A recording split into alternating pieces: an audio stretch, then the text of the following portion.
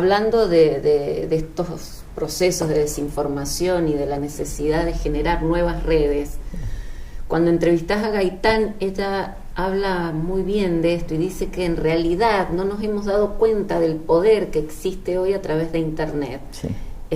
Y de la capacidad que tendríamos para conformar una atarraya, digamos simbólicamente, que nos permitiría llegar a todos lados y construir un poder paralelo que resista todo esto. ¿Vos crees que es posible? Yo creo que es posible, que va a ser, que es posible. Era mucho más difícil antes, en el sentido de que ahora, por ejemplo, nosotros teníamos un proyecto muy liberador que era el ARSAT, porque teníamos estos satélites sí, que se los regalaron prácticamente al Grupo Clarín ahora, pero que decían, maravilloso era, pero Brasil había empezado también con un proyecto liberador en el sentido de la información. Y yo creo en lo que dice Gloria Gaitán, la hija del querido Jorge Eliezer Gaitán, asesinado en 1948, 9 de abril, cuando estaba la OEA creándose en ese momento. Y tan vivo siempre, ¿no? Y tan vivo siempre. Entonces, creo que es importantísimo, que tenemos que defender de la forma que sea, porque están intentando quebrar estas redes, las nuestras, ¿no? Porque lo están usando, eso de los trolls que están usando ahora, te das cuenta que ellos también entienden eso. Sí, totalmente. Entonces, pero nosotros hemos ido muy lento en eso.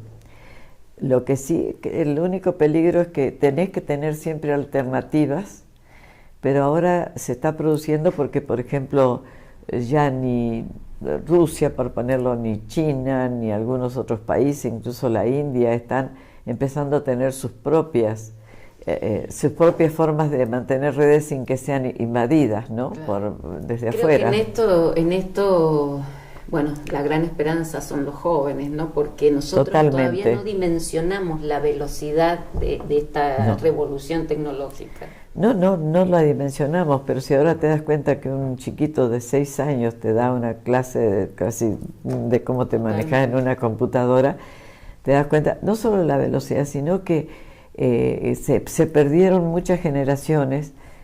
Por ejemplo, durante las dictaduras, perdías la continuidad histórica, perdías la continuidad en las universidades, retrocedían, nunca nos aplicamos a hacer un plan de estudios que descolonizara la academia, que sigue colonizada. Entonces seguimos todos colonizados de alguna manera, tenemos un lenguaje colonialista cuando hablamos, nos referimos a personas y las comparamos con animales, ¿no?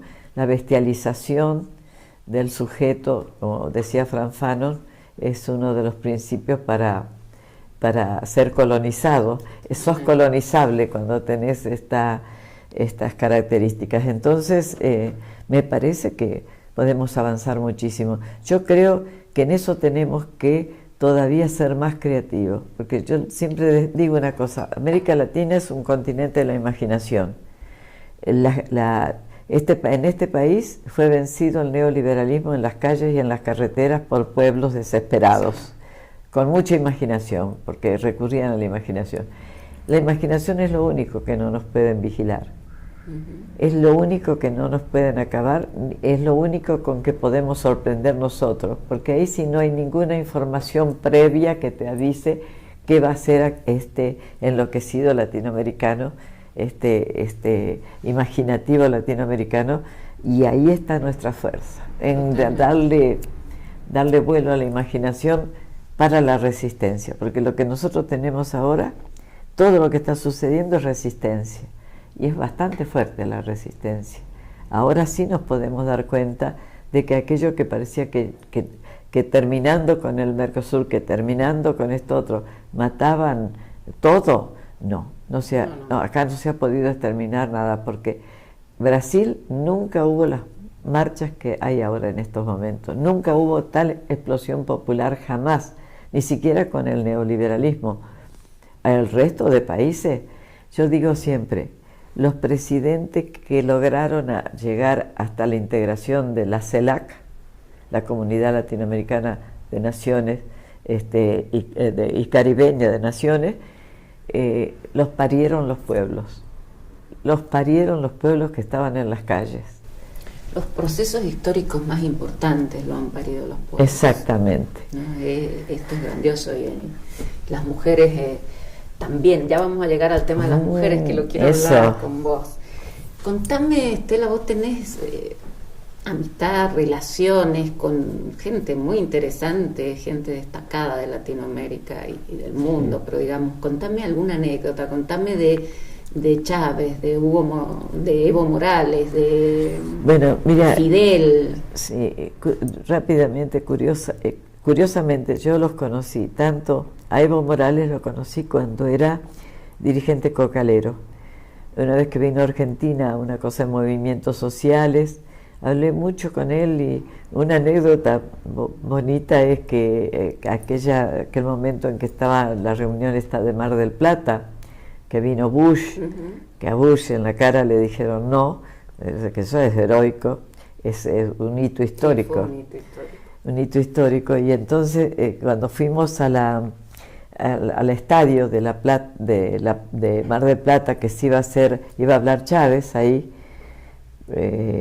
estaba Evo, que todavía no era presidente, que estaba a días de las elecciones, y ese Evo estaba ahí caminando entre todos y nos pusimos, yo le dije, yo quiero entrevistarlo un minuto.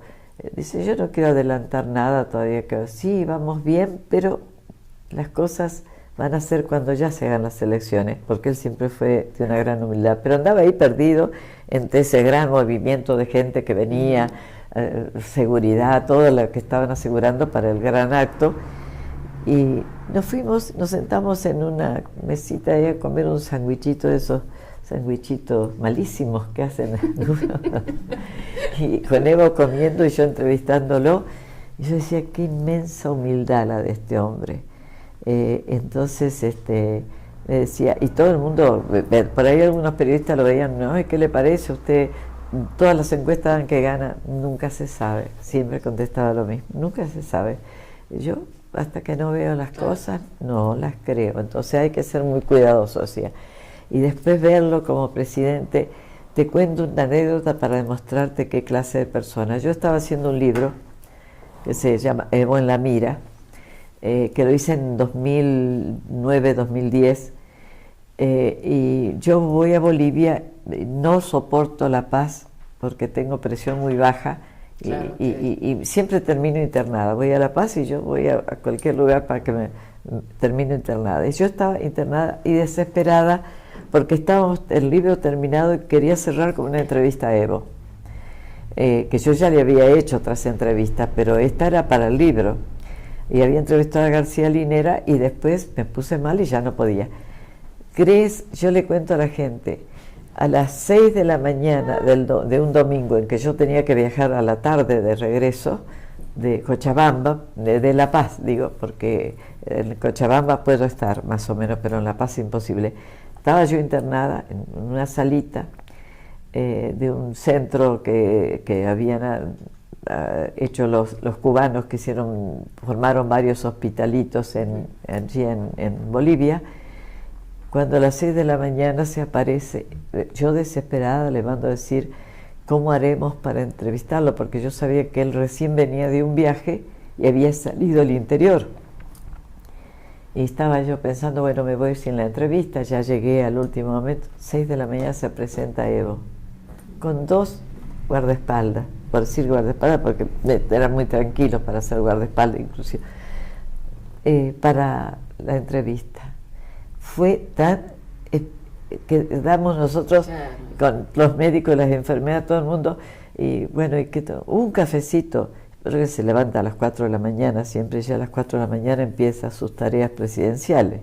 Por eso siempre ves a los hombres a todos medios dormidos como a las 8 de la noche hasta... Pero bueno, hicimos la entrevista. Mira, yo me levanté ya me puse un saco así, él se sentó en la camita. Nada lujosa la camita, tampoco nada era lujoso en el lugar, por supuesto, y yo me senté en un sillón y armamos la entrevista. Y es lo primero que me dice cuando se sienta. Dice, tú sabes que yo todavía me impresiono porque yo conocí a los 5 a 6 años, conocí lo que era un catre. Nosotros siempre, ellos tenían una casita chiquitita, donde estaban todos ellos en ese cuartito y dormían sobre los cueritos de llama y esas eran sus camas.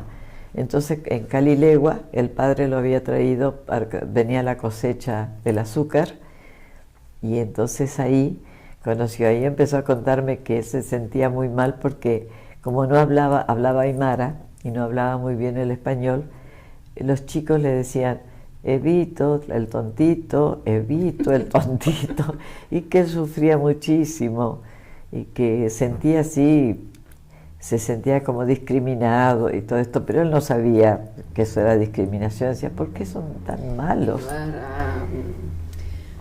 Ha potenciado su liderazgo latinoamericano, ¿no? En el mundo, el respeto que tiene el mundo por él. Sobre todo con la contraposición que está teniendo en lo que es nuestro país. No, pero además Bolivia en este momento es el país que está económicamente está en el mejor, más, muchísimo. Después los planes. Con decisiones muy importantes, digo, en contraposición con lo nuestro, esto de los servicios públicos. No, pero imagínate que otra cosa que contaba, que es bonita contarla, decía, yo no entendía, ¿cómo es posible que el 80% de las ganancias de nuestro petróleo se vayan para afuera? Que nosotros, 20 de esos 20... La lógica, común. Entonces dice, yo mandé que trajeran mucha gente. Entonces, todos los que sabían algo del tema petrolero, no me importaba si eran de oposición o no. Yo quería escuchar. Entonces la Aymara negocia escuchando. La Aymara tenía fama de un gran negociador ya en los tiempos de la colonia. Y dice, yo escucho. Es que hay que escuchar, dice, hay que tener la humildad de escuchar, decía Evo. Si no, como no escuchamos, a veces nos perdemos cosas extraordinarias. Y entonces dice que él preguntó y llegó a la conclusión de que el petróleo era boliviano hasta la boca de pozo. Salía el petróleo para afuera y dejaba de ser boliviano, pasaba a ser de otra gente. Y entonces decidió cambiar, invertir la situación, pensando que algunas empresas se iban a quedar, porque no, al nacionalizar yacimientos petrolíferos fiscales, alguna empresa tenía que quedar porque si no, no tenían camiones, no tenían muchísimas cosas. Y así lo hizo. Así lo hizo. ¿Qué podríamos hacer con los minerales nosotros acá? El 80% para nosotros y el 18% para el que quiera asociarse, y si no quiere que se vaya, ¿no? Y bueno, eso lo hizo. Eso te da cuenta lo que es, por eso que hablábamos recién, la soberbia es un signo muy malo, la soberbia es un signo colonial muy fuerte, y él todo lo que avanzó, lo avanzó a fuerza de la paciencia y la tranquilidad con que habla, la tranquilidad con que él va hablando y yo explicando, y va a Europa y llevando la hoja de coca y diciéndole, esto no es droga, nosotros no producimos los químicos que hacen la droga. Y entonces por eso Europa toda se alineó con la posición de Evo. Pero llegar ahí, ver este hombre, de hecho, la llegada de un indígena en una Bolivia que nosotros nunca habíamos visto, que había una apartheid en Bolivia. Si el indígena, hasta 15 años antes que llegara Evo, tenía que bajarse de la vereda cuando venía un blanco, era terrible. Y yo cuento, por ejemplo, que una persona, una peluquera de barrio, ¿sí?, que como la persona de clase media baja quiere parecerse al de arriba, no quiere que lo comparen con el obrero, ni el trabajador, ni nada, quiere estar en ese otro mundo, falsamente, ¿no? Entonces le digo, pero Evo, no, esta es una dictadura, pero digo yo, mire el periódico, las cosas que le decían a Evo los periódicos era vergonzosa. Y entonces me dice ella, no, usted no entiende nada porque no es de acá. Desde que él está en el gobierno, los indios se creen gente. ¿Y qué vamos a hacer nosotros con eso? Qué ¿Te das cuenta? Yo me acordaba de Roca, la expedición al desierto. Qué bárbaro. ¿Conociste a Fidel? Mucho, sí. Sí, sí.